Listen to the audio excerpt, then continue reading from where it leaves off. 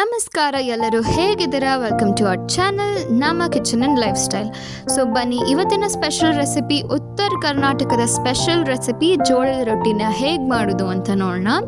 So ಇಲ್ಲಿ ಈಗ ನಾವು ಒಂದು ಫ್ಲೇಮ್ನ ಆನ್ ಮಾಡಿಕೊಂಡು ಒಂದು ಸ್ಟವ್ನ ಸ್ವಿಚ್ ಆನ್ ಮಾಡಿಕೊಂಡು ಇಲ್ಲಿಗ ನಾವು ಒಂದು ಪ್ಯಾನ್ನ ತೊಗೊಂಡಿದ್ದೀವಿ, ಅಥವಾ ಒಂದು ನೀವು ಯುಟೆನ್ಸಿಲ್, ವೆಸಲ್, ಪಾತ್ರೆ ಏನು ಬೇಕಾದರೂ ಹೇಳ್ಬೋದು. ಸೊ ಅದರಲ್ಲಿ ಈಗ ನಾವು 1 ಕಪ್ಪಷ್ಟು ನೀರನ್ನು ಸೇರಿಸ್ಕೊಂಡಿದ್ದೀವಿ. ಇಲ್ಲಿ ಕಪ್ ನೀವು ನಿಮ್ಮ ರೆಫರೆನ್ಸ್ಗೆ ಯಾವುದಾದ್ರೂ ಕಪ್ನ ನೀವು ಯೂಸ್ ಮಾಡ್ಕೋಬಹುದು. ನಾವು ಕೂಡ ಇಲ್ಲಿ ನಮ್ಮ ರೆಫರೆನ್ಸ್ ಕಪ್ನ ತೊಗೊಂಡಿದ್ದೀವಿ. ಇದು ಎಕ್ಸಾಕ್ಟಾಗಿ ಪ್ರಪೋರ್ಷನ್ಸ್ಗೆ ಮಾತ್ರ ನಾವು ಯೂಸ್ ಮಾಡಿರೋದು. ಹಾಗೆ ರುಚಿಗೆ ತಕ್ಕಷ್ಟು ಉಪ್ಪನ್ನು ನೀವು ಸೇರಿಸ್ಕೋಬೇಕಾಗುತ್ತೆ. ಹಾಗೆ ನೀರು ಈ ರೀತಿಯಾಗಿ ಕುದಿಯೋಕ್ಕೆ ಸ್ಟಾರ್ಟ್ ಆದಮೇಲೆ ನೋಡಿ, ಈ ರೀತಿಯಾಗಿ ಬಾಯ್ಲ್ ಆಗಬೇಕು. ಆವಾಗ ನೀವು 1 ಕಪ್ಪಷ್ಟು ಜೋಳದ ಹಿಟ್ಟನ್ನು ಇದಕ್ಕೆ ಸೇರಿಸ್ಕೋಬೇಕಾಗತ್ತೆ ಈ ರೀತಿಯಾಗಿ. ಹಾಗೆ ಇದನ್ನು ನಾವು ಒಂದು 1.5 ಮಿನಿಟ್ಸಿಂದ 2 ಮಿನಿಟ್ಸ್ ತನಕ ಬಾಯ್ಲ್ ಮಾಡ್ಕೋಬೇಕಾಗತ್ತೆ, ಅಂದರೆ ಕುಕ್ ಮಾಡ್ಕೋಬೇಕಾಗತ್ತೆ ಈ ರೀತಿಯಾಗಿ. ಸೊ ನೋಡಿ, ಈ ರೀತಿಯಾಗಿ ಅದು ಚೆನ್ನಾಗಿ ಬಾಯ್ಲ್ ಆಗ್ತಿದೆ ಅಂದಾಗ ಒಂದು 2 ಮಿನಿಟ್ಸ್ ಒಳಗಡೆನೆ ನಾವು ಇದನ್ನು ಚೆನ್ನಾಗಿ ಸ್ಟಿರ್ ಅಂದರೆ ಮಿಕ್ಸ್ ಮಾಡ್ಕೋಬೇಕಾಗತ್ತೆ. ಸ್ವಲ್ಪ ಕಂಟಿನ್ಯೂಸ್ ಆಗಿ, ಅಂದರೆ ಗ್ಯಾಪ್ ಇಲ್ದಂಗೆ ಇದನ್ನು ನಾವು ಈ ರೀತಿಯಾಗಿ ಮಿಕ್ಸ್ ಮಾಡ್ಕೋಬೇಕಾಗತ್ತೆ. ಕಾರಣ ಇಷ್ಟೇ, ನಾಟ್ಸ್ ಅಥವಾ ಗಂಟುಗಳು ಇರಬಾರ್ದು ಅನ್ನೋ ಕಾರಣಕ್ಕೋಸ್ಕರ ನಾವು ಕಂಟಿನ್ಯೂಸ್ ಆಗಿ ಇದನ್ನು ಈ ರೀತಿಯಾಗಿ ಮುದ್ದೆನ ಹೇಗೆ ನಾವು ಮಿಕ್ಸ್ ಮಾಡ್ಕೋತೀವಿ ಅಲ್ವಾ, ಅದೇ ಥರನೇ ಇದನ್ನು ಕೂಡ ಮಾಡ್ಕೋಬೇಕಾಗತ್ತೆ ಈ ರೀತಿಯಾಗಿ.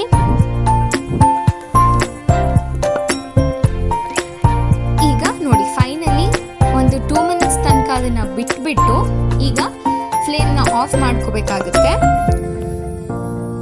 ಫ್ಲೇಮ್ನ ಆಫ್ ಮಾಡ್ಕೊಂಡ ನಂತರ ಅದೇನು ನಾವು ಮಿಕ್ಸ್ ಮಾಡ್ಕೊಂಡಿದ್ವಿ ಆ ಹಿಟ್ಟನ್ನು ಒಂದು ಅಗಲವಾಗಿರುವಂತಹ ಪ್ಲೇಟ್ ಮೇಲೆ ಈ ರೀತಿಯಾಗಿ ಒಂದು 2-3 ನಿಮಿಷಗಳ ಕಾಲ ಆರೋದಕ್ಕೆ ನಾವು ಬಿಡಬೇಕಾಗತ್ತೆ. ಸೊ ನೋಡಿ, ಈ ರೀತಿಯಾಗಿ ನಾವು ಅದು ಹಿಟ್ಟನ್ನೆಲ್ಲ ತಕ್ಕೊಂಡಿದ್ದೀವಿ. ಈಗ ಒಂದು ಪ್ಲೇಟ್ ಮೇಲೆ ಅದನ್ನು ಒಂದು ಸ್ವಲ್ಪ ಸ್ಪ್ರೆಡ್ ಮಾಡಿಬಿಟ್ಟು ಒಂದು 2-3 ನಿಮಿಷಗಳ ಕಾಲ ಬಿಡಬೇಕಾಗತ್ತೆ. ಇಲ್ಲ ಅಂದರೆ ನಮಗೆ ನೆಕ್ಸ್ಟ್ ನೀಡ್ ಮಾಡ್ಕೊಳ್ಳೋದಕ್ಕೆ ಅಥವಾ ನಾದ್ಕೊಳ್ಳೋದಕ್ಕೆ ಕಷ್ಟ ಆಗ್ಬೋದು. ಹಾಗಾಗಿ ಸೊ ನಮ್ಮ ಒಂದು ಏನು ಅದು ಮಿಕ್ಸ್ ಮಾಡ್ಕೊಂಡಿದ್ವಿ ಆ ಹಿಟ್ಟಿಗೆ ನಾವಿಲ್ಲಿ ಒಂದು ಅರ್ಧ ಬೌಲಷ್ಟು ನಾವು ಜೋಳದ ಹಿಟ್ಟನ್ನು ಮತ್ತು ನೀರನ್ನು ತೊಗೊಂಡಿದ್ವಿ ಅಲ್ವಾ. ಸೊ ಈಗ ಆ ಒಂದು ಏನು ಹಿಟ್ಟಿತ್ತು, ಒಣ ಹಿಟ್ಟು ಅಂದರೆ ಡ್ರೈ ಜೋವರ್ ಫ್ಲೋರ್, ಅದನ್ನು ನಾವಿಲ್ಲಿ ಸೇರಿಸ್ಕೊತಾ ಇದ್ದೀವಿ. ಒಣ ಜೋಳದ ಹಿಟ್ಟು ನೋಡಿ, ಈ ರೀತಿಯಾಗಿ ಸೇರಿಸ್ಕೊಂಡು ನಿಮಗೆ ಕನ್ಸಿಸ್ಟೆನ್ಸಿ ನೋಡಿಕೊಂಡು ನೀವಿಲ್ಲಿ ಆ್ಯಡ್ ಮಾಡ್ಕೋಬೇಕಾಗುತ್ತೆ. ಹಾಗೆ ಈ ರೀತಿಯಾಗಿ ಮಿಕ್ಸ್ ಮಾಡ್ಕೋಬೇಕಾಗುತ್ತೆ. ಆದರೆ ಅದಕ್ಕಿಂತ ಮುಂಚೆ ಇನ್ನೊಂದು ಸ್ವಲ್ಪ ಇಲ್ಲಿ ಒಣ ಹಿಟ್ಟನ್ನು ಸೇರಿಸ್ಕೋತಾ ಇದ್ದೀವಿ. ನೋಡಿ, ಈ ರೀತಿಯಾಗಿ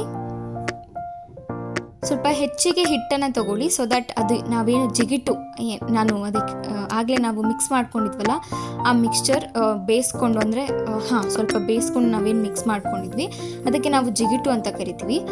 ಸೊ ಆ ಜಿಗಿಟಿಗೆ ಸ್ವಲ್ಪ ಚೆನ್ನಾಗಿ ಒಣ ಹಿಟ್ಟನ್ನು ನೀವು ಈ ರೀತಿಯಾಗಿ ಸೇರಿಸ್ಕೋಬೇಕಾಗತ್ತೆ. ಸೊ ಫೈನಲಿ ನಮ್ಮದೊಂದು ಇದು ರೆಡಿ ಆಗಿದೆ, ಅಂದರೆ ಒಣ ಹಿಟ್ಟು ಹಾಕ್ಕೊಂಡು ನಾವು ಈಗೊಂದೇನು ಒಂದು ಕನ್ಸಿಸ್ಟೆನ್ಸಿಗೆ ಬಂದಿದೆ. ಈಗ ಅದಕ್ಕೆ ನಾವು ನೀರನ್ನು ಸೇರಿಸ್ಕೊಳ್ತಾ ಏನು ಅಳತೆಗೆ ಅಂದರೆ ಅಲ್ಲಿ ಒಂದು ಕನ್ಸಿಸ್ಟೆನ್ಸಿಗೆ ಅನುಗುಣವಾಗಿ ನಾವಿಲ್ಲೀಗ ನೀರನ್ನು ಹಾಕ್ಕೊಂಡು ಈ ರೀತಿಯಾಗಿ ನಾದ್ಕೋಬೇಕಾಗುತ್ತೆ ಅಥವಾ ನೀಡ್ ಮಾಡ್ಕೋಬೇಕಾಗುತ್ತೆ. ಸೊ ನೋಡಿ, ಈ ರೀತಿಯಾಗಿ ನೀಡ್ ಮಾಡ್ಕೋಬೇಕಾಗುತ್ತೆ. ಸೊ ಚೆನ್ನಾಗಿ ಸ್ವಲ್ಪ ಜಾಸ್ತಿ ಎನರ್ಜಿ ಹಾಕಿಬಿಟ್ಟು ನೀವು ಈ ಒಂದು ಹಿಟ್ಟನ್ನು ಈ ರೀತಿಯಾಗಿ ನೀಡ್ ಮಾಡ್ಕೋಬೇಕಾಗುತ್ತೆ ಅಥವಾ ನಾದ್ಕೋಬೇಕಾಗುತ್ತೆ.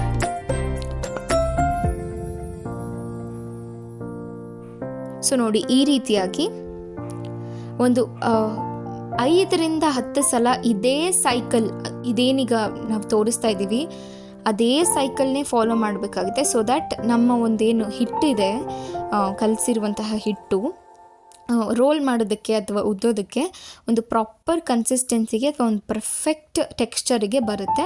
ಸಾಫ್ಟಾಗಿ ಚೆನ್ನಾಗಿ ರೊಟ್ಟಿ ನಮಗೆ ಬರುತ್ತೆ. ಹಾಗಾಗಿ ನಾವು ಒಂದು 10 ಸಲ ಈ ಒಂದು ಪ್ರಾಸೆಸ್ ಏನಿದೆ ಈಗ ತೋರಿಸ್ತಾ ಇದ್ದೀವಲ್ಲ, ಈ ರೀತಿಯಾಗಿ ನೀವು ಒಂದು 10 ಸೈಕಲ್ಸ್ ರಿಪೀಟ್ ಮಾಡ್ಬೋದು. 10 ಸೈಕಲ್ಸ್ ಅಂದರೆ ನಿಯರ್ಲಿ ಒಂದು ಅಟ್ಲೀಸ್ಟ್ ಅಬೌವ್ 5 ಸೈಕಲ್ಸ್ ನೀವು ಇದನ್ನು ರಿಪೀಟ್ ಮಾಡ್ಕೋಬೇಕಾಗುತ್ತೆ.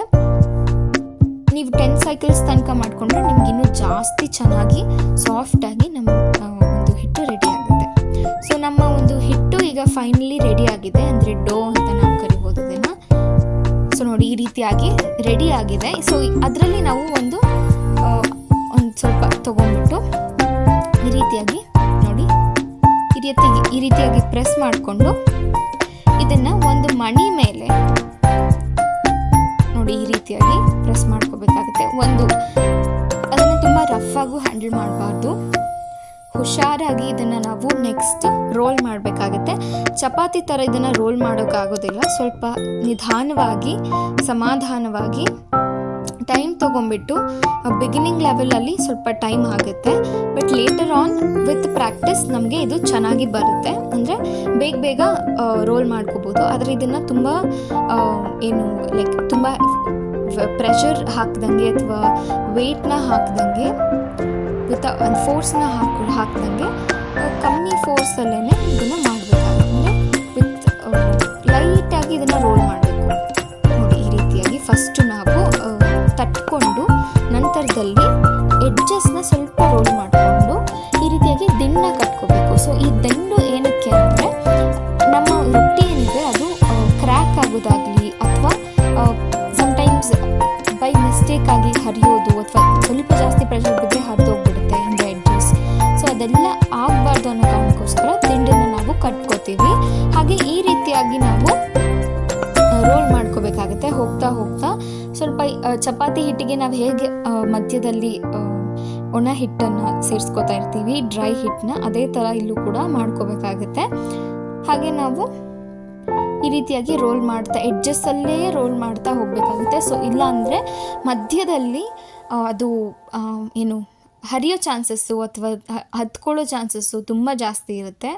ಸೊ ರಾದರ್ ನಾವು ಎಡ್ಜಸ್ಸಲ್ಲಿ ಜಾಸ್ತಿ ಫೋಕಸ್ ಮಾಡಬೇಕಾಗುತ್ತೆ ರೋಲ್ ಮಾಡಬೇಕಾದ್ರೆ. ಸೊ ನಮ್ಮ ಒಂದು ರೊಟ್ಟಿ ಈ ರೀತಿಯಾಗಿ ರೆಡಿ ಆಗಿದೆ.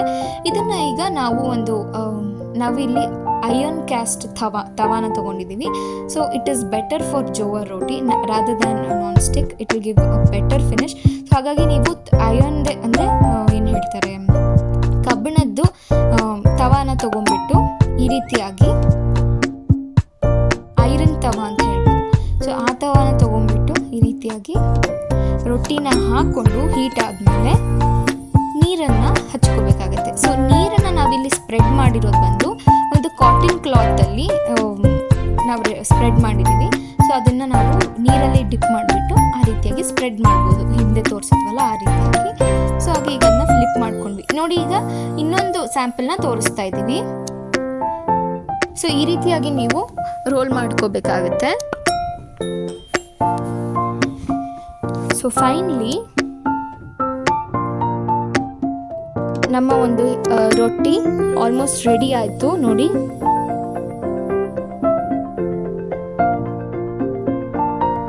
ನಾವು ಸ್ವಲ್ಪ ತೆಳುವಾಗಿ ರೊಟ್ಟಿಯನ್ನು ಮಾಡಿಕೊಂಡಷ್ಟು ಒಳ್ಳೆಯದು. ಏನಕ್ಕೆ ಅಂದರೆ ಸ್ವಲ್ಪ ಜಾಸ್ತಿ ಕ್ರಿಸ್ಪಿಯಾಗಿ ಬರುತ್ತೆ.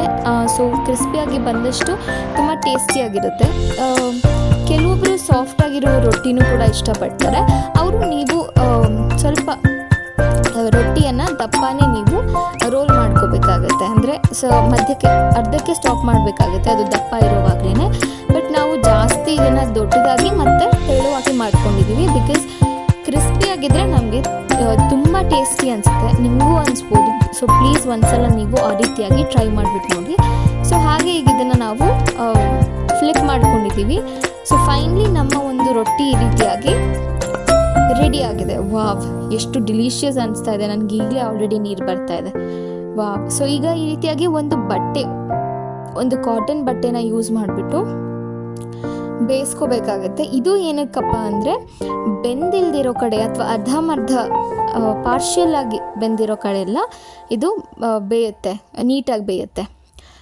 ಸೊ ನೋಡಿ ಇನ್ನೊಂದು ರೊಟ್ಟಿನ ನಾವೀಗ ಬೇಯಿಸ್ಬಿಟ್ಟು ತೋರಿಸ್ತಾ ಇದ್ದೀವಿ. ಈ ರೀತಿಯಾಗಿ ನೀವು ನೀರನ್ನು ಹಚ್ಕೊಂಡ್ಬಿಟ್ಟು ಅಂದರೆ ಸ್ಪ್ರೆಡ್ ಮಾಡ್ಕೊಂಬಿಟ್ಟು, ಜಾಸ್ತಿ ನೀರನ್ನು ಸ್ಪ್ರೆಡ್ ಮಾಡೋದಕ್ಕೆ ಆದಷ್ಟು ಅವಾಯ್ಡ್ ಮಾಡಿ. ಬಿಕಾಸ್ ಅದು ಸಮ್ಟೈಮ್ಸ್ ಗಿಜಿ ಅಂದರೆ ಒಂಥರ ವಾಟರೆಲ್ಲ ಅಂಟ್ಕೊಂಡ್ಬಿಟ್ಟು ರೊಟ್ಟಿ ಎದ್ದೇಳದೇ ಇರೋ ಚಾನ್ಸಸ್ ಜಾಸ್ತಿ ಇರುತ್ತೆ. ಸೊ ಹಾಗಾಗಿ ಒಂದು ಮೀಡಿಯಮ್ ಕ್ವಾಂಟಿಟಿಯಲ್ಲಿ ನೀರನ್ನು ಸೇರಿಸ್ಕೊಂಡು ಈ ರೀತಿಯಾಗಿ ರೊಟ್ಟಿಯನ್ನು ನೀವು ನೋಡಿ, ಈ ರೀತಿಯಾಗಿ ರೊಟ್ಟಿಯನ್ನು ನೀವು ಬೇಯಿಸ್ಕೋಬೇಕಾಗುತ್ತೆ ಒಂದು ಕಾಟನ್ ಕ್ಲಾತ್ ಸಹಾಯದಿಂದ.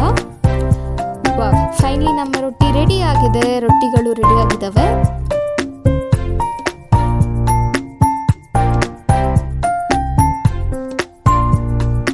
ಪ್ಲೀಸ್ ಲೈಕ್, ಸಬ್ಸ್ಕ್ರೈಬ್ ಮತ್ತು ಕಮೆಂಟ್ ಆ್ಯಂಡ್ ಹೇಗಿತ್ತು ಅಂತ ಕಮೆಂಟ್ ಮಾಡಿ ಟ್ರೈ ಮಾಡಿಬಿಟ್ಟು. And please also share and thank you for watching. Bye.